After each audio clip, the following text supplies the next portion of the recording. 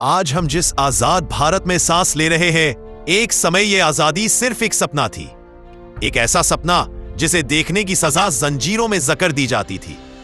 यह कहानी है तकरीबन 200 साल की गुलामी की और उस भारत की जो टूटा नहीं, झुका नहीं और फिर उठा।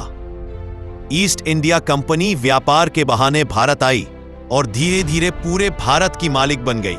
किसानों से जमीन छीन ली गई, भारी टैक्स लगाए गए और भारत की दौलत समंदर पार इंग्लैंड भेजी जाने लगी।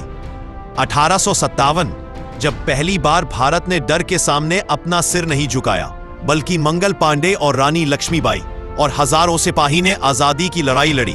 यह सिर्फ बगावत नहीं थी, ये आजादी की पहली चिंगारी थी। हालांकि यह क्रांति दबा दी गई, लेकिन एक बात साफ थी, भारत जाग चुका था। 20वीं सदी और आजादी हर दिल की धड़कन बन गई। महात्मा गांधी, जिन्होंने लाठी गोली के सामने अहिंसा को खड़ा कर दिया। भगत सिंह, जो हंसते हंसते फांसी चढ़ गए और कह गए इनकलाब जिंदाबाद।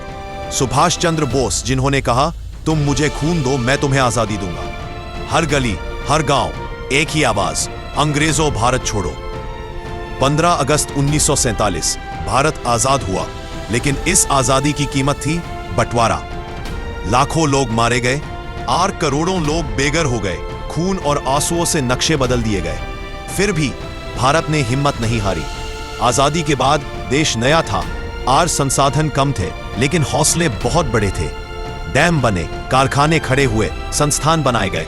फिर भारत धीरे धीरे अपने पैरों पर खड़ा होने लगा। 1991 के बाद भारत ने दुनिया के लिए अपने दरवाजे खोल दिए।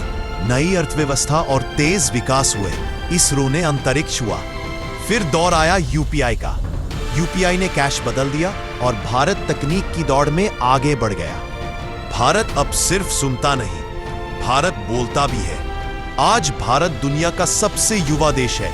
आजादी के 100 साल बाद आर्टिफिशियल इंटेलिजेंस, ग्रीन एनर्जी और स्पेस टेक्नोलॉजी में भारत नई कहानी लिखेगा।